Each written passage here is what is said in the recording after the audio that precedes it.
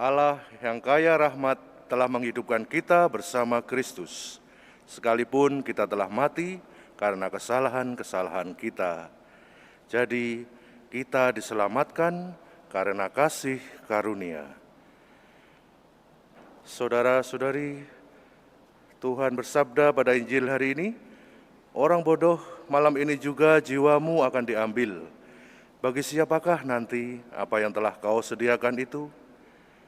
Injil membuat kita kaya di hadapan Allah, dan kekayaan itu tak akan dapat dirampas orang. Kita memperolehnya bukan karena memilikinya, bukan karena menerima, tetapi karena memberi semakin banyak. Demikianlah kita ini kaya, kita ini adalah karya Allah di dunia seturut teladan Kristus. Mari hening sejenak, mohon Roh Kudus untuk membersihkan hati kita, agar semua keserakahan dan kepentingan diri sendiri bisa diganti, diteguhkan menjadi semangat untuk melayani, peduli, dan berbagi. Marilah berdoa.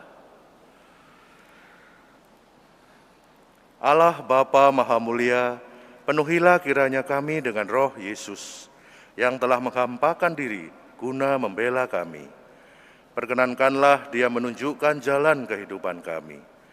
Demi Yesus Kristus Putra-Mu, Tuhan dan pengantara kami, yang hidup dan berkuasa bersama Dikau dan Roh Kudus, Allah sepanjang segala masa. Amin.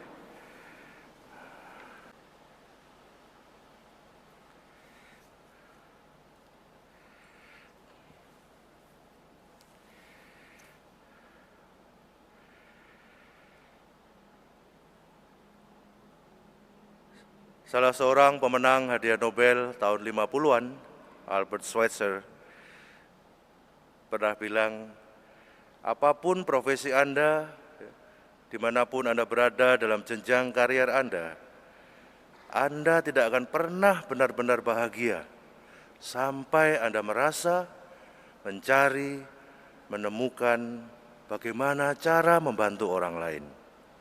Ia adalah keturunan keluarga ningrat, ya, hidupnya nyaman, punya posisi yang sangat tinggi ya dalam di tengah kekuasaan orang-orang Eropa, dan ya sangat pintar ya dengan 3 gelarnya, tidak butuh apa-apa. Dia sebenarnya bisa berkata seperti orang kaya ini yang ya mendapat panenan yang luar biasa. Enak ya, hidupku sudah nyaman, tinggal menikmati saja. Ya.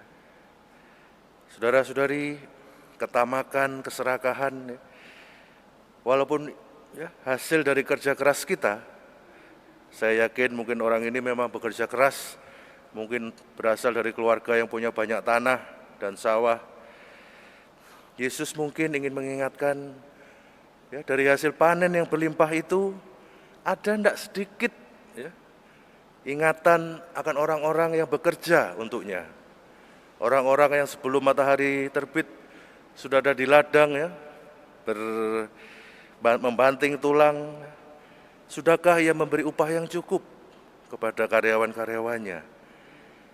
Sebelum ia membangun lumbung, apakah ia mendengar jerit tangis ya, ibu ya, atau wanita-wanita yang harus melahirkan karena tidak ada fasilitas dan harus taruhan nyawa? Mungkin sedikit mirip ya, dengan orang kaya dan Lazarus. Orang kaya ini mungkin tidak korupsi, tidak apa ya, tapi karena senang-senangnya, karena keinginannya untuk memperkaya dirinya sendiri, dia lupa melihat sesamanya. Dan itu sering terjadi kepada kita.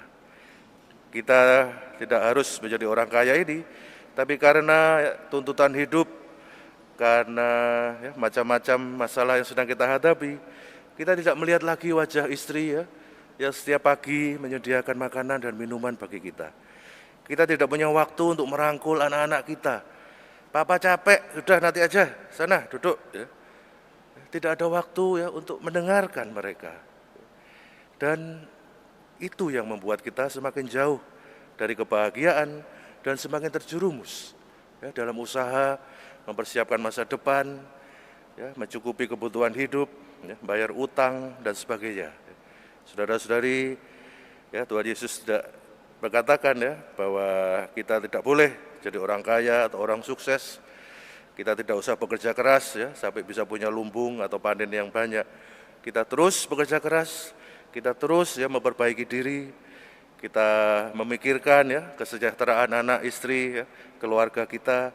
Kita ingin orang tua kita ya tidak sampai keleleran atau sakit atau ya habit-habit ya kena positif terpapar, tidak ada tempat di rumah sakit.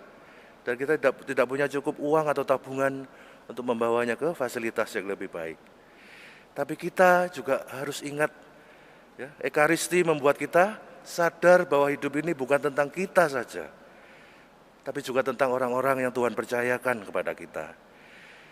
Semoga pandemi yang membawa banyak ya, masalah ini, tapi juga banyak menyadarkan kita. Orang yang hartanya bertumpuk, ya kalau sudah pakai ventilator, ya tinggal ngitung saja. Setiap napas itu adalah pemberian. Bahkan kalau dia sudah bisa, ya, terus itu semua dokter, ya Tuhan tolong kasih lagi nafas. Beri kekuatan untuk apa yang tersisa dari paru-parunya, supaya ia tetap hidup. Karena ventilator cuma bisa membantu sebanyak itu. Tidak akan bisa dikasih banyak uang atau diberi ya, berapa juta rupiah untuk memperbaiki kinerja ventilator itu. Karena apa? Ya seperti bacaan pertama, kita semua diciptakan Tuhan, setiap nafas kita adalah pemberiannya. Maka apapun yang baik, kesuksesan ya, harus dikembalikan kepada Tuhan.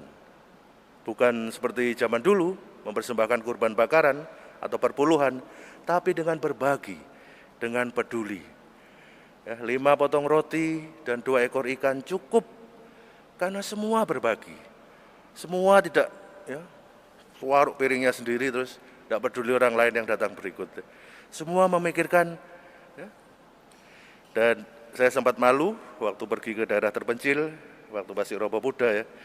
Ada orang mirip ya, teman-teman kita di luar pulau sana ya. Ya masih hidup ya, seperti orang-orang yang kita anggap ya, belum mengenal peradaban manusia.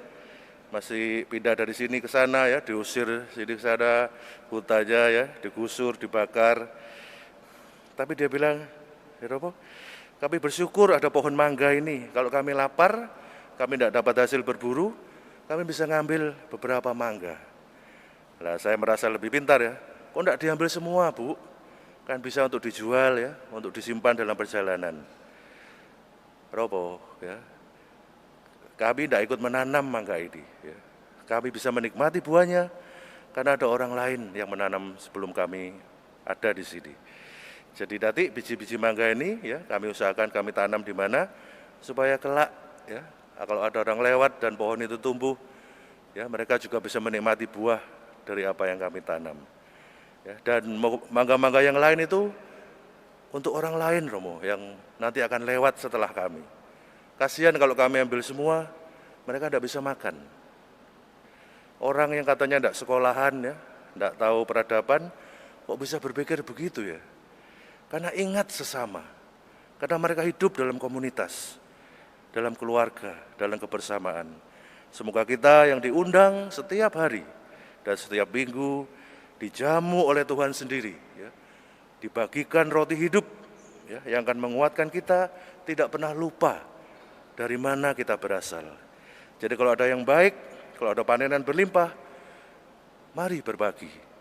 Mari ingat, seperti Albert Schweitzer, rasakan kebahagiaan ya, melihat orang yang mungkin beberapa hari belum makan, ya, makan dengan lahap di hadapan kita. Lapar kita sendiri tadi hilang. Ya.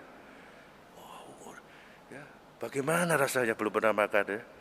Para diakon pernah cerita ya, ada kesempatan untuk ya paling tidak memberikan makan pagi ya, untuk seseorang ya, tapi orangnya sudah keburu pergi. Ya. Dia sampai mencari mana bapak tadi. Ya.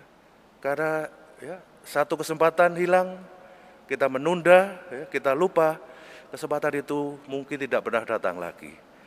Semoga kita selalu ingat bahwa Tuhan sudah memberkati kita, Tuhan sudah memberi kita kecukupan rezeki setiap hari, dan kalau itu kita bagikan ya dengan tangan yang terentang, ya Tuhan akan melipat gandakannya Ya, kita akan tidak hanya kita menerima berkat dari Tuhan, kita juga akan menjadi berkat bagi sesama.